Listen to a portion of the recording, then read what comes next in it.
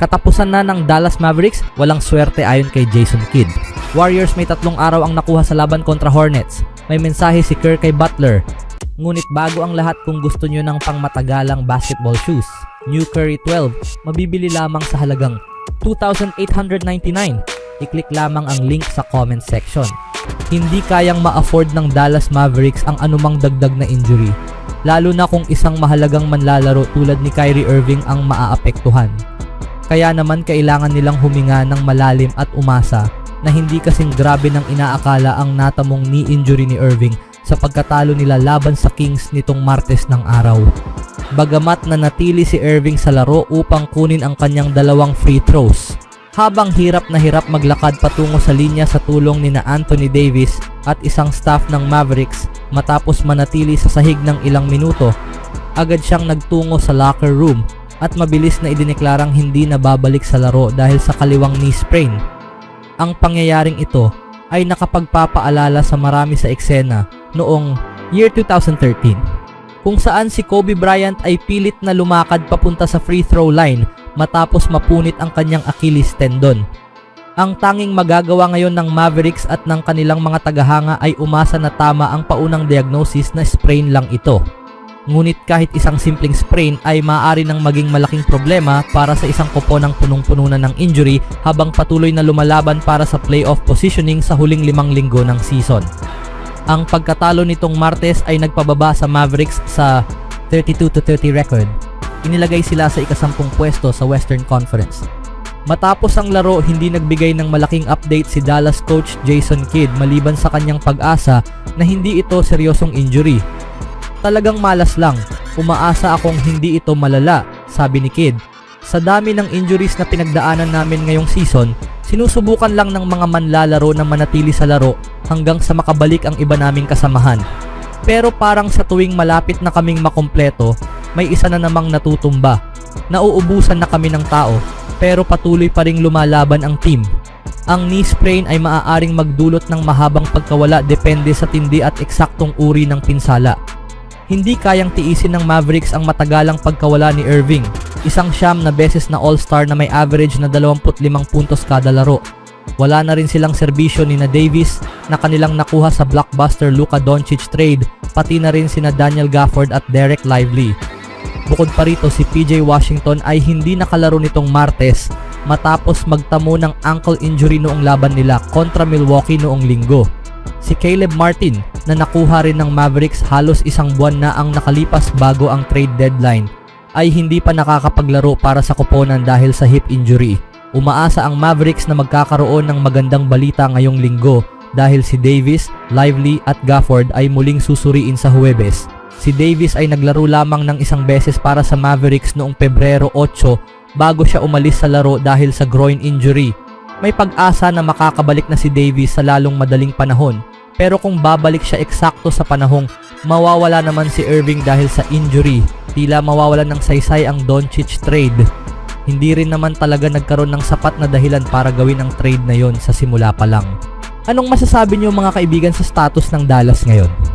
2 araw matapos matalo sa isa sa mahinang team sa NBA ang Sixers sa Philadelphia, bumalik sa court ang Warriors nitong Martes sa Charlotte laban sa Hornets. Isang kuponang natalo sa 14 sa kanilang huling 17 laro. Madaling panalo para sa Golden State? Medyo hindi naman. Kinailangan ng second half explosion mula sa pabago-bagong veterano na si Buddy Hield upang mabigyan ang Warriors ng sapat na lugar upang makahinga at lumabas ng Spectrum Center na may 119-101 win versus Hornets. 5 Warriors ang umiskor ng double figures, pinangunahan ng 22 puntos ni Hield. Si Stephen Curry ay may 21 punto, si Brandon Podziemski ay umiskor ng 11, si Draymond Green ay may 16 at si Jimmy Butler ay may 13. Ang Golden State ay umangat sa pang-6 na pwesto sa Western Conference matapos ang kanilang ika-8 panalo sa huling 10 laro mula nang makuha nila si Butler. Gayunpaman, may alalahanin sa panalo dahil natamaan sa mukha si Gary Payton sa kalagitnaan ng ika-3 quarter, tinulungan papunta sa locker room at hindi na nakabalik sa laro. Ito ang 3 obserbasyon mula sa laban. Una, Buddy nagpakitang gilas. Si Hield ay naging white hot o ice cold kamakailan, nakapagtala ng hindi bababa sa 5-3 sa 4 sa kanyang huling 10 laro. habang may kabuuang 7 of 32 shooting sa iba pang 6 na laro. Matapos makapasok lamang ng isa sa 3 tres sa first half, uminit siya sa second half na itama ang 4 of 6 from long range. Nang lumapit ang Hornets sa 3 puntos, 75-72 with 2:30 minutes remaining in third quarter, nagpakitang gilas si Hield. Nagpakawala ng 2 magkasunod na tres sa huling 73 segundo upang bigyan ang Warriors ng 12 puntos na kalamangan. Ang pagbuhos ng momentum na ito ay tila nagpatibay sa Golden State na naging leading ng 33-24 in fourth quarter upang tuluyang lumayo. Umiskor si Hield ng 22 puntos mula sa 8 of 14 shooting from the field with 5 of 9 from the long range. Nagdagdag din siya ng 5 rebounds, 2 assists at 1 steal upang tapusin ang laro na may plus siyam sa loob ng 31 minuto. Ang Warriors ay walang talo, 10-0, kapag umiskor si Hield ng hindi bababa sa 19 na puntos at may 12-1 record.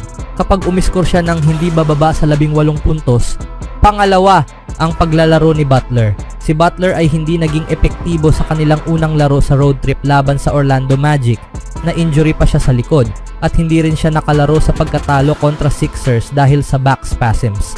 Bumalik siya sa court nitong Martes pero hindi madalas makita ang matinding presensyang kanyang pinakita sa unang 7 laro niya bilang Warrior.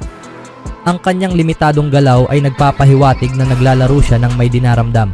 Natapos si Butler na may 13 puntos mula sa 3 of 7 shooting from the field with 1 of 3 from long range, 4 assists and 3 rebounds. Sa unang 7 laro niya sa Warriors, nag-a-average siya ng 18 puntos, 6 na rebounds at 6 na assists.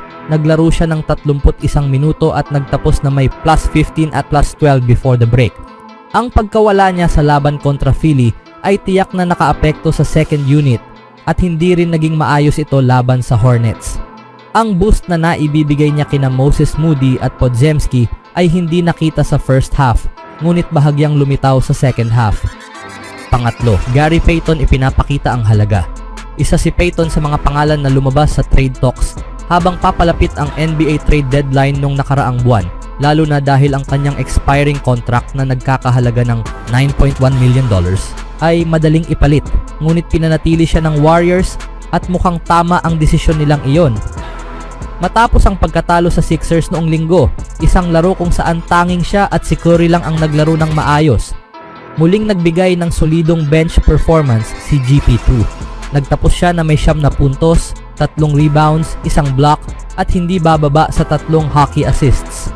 Sa kanyang huling 7 laro bago ito, nag-a-average si Payton ng 8.4 points and 68.4% shooting from the field while 50% from long range with 2.1 rebounds, 2 assists and 1 steal. Ang kanyang malawakang epekto pati na rin ang kanyang chemistry kay Curry ay ginagawa siyang isang mahalagang bahagi ng team. Matapos ang laro, sinabi ni Kerr na patuloy pa rin ang progreso sa laro pero gustong gusto ko ang fit ni Jimmy dito, sabi ni Kerr. Sakto siya sa tabi ni na Steph at Dre at kitang kita ito. Sa tingin ko 8-1 na ang record namin mula nang makuha namin siya at kapag nasa lineup siya, hindi iyon aksidente. At totoo nga, ngayon nasa pang-6 na spot ang Warriors sa Western Conference.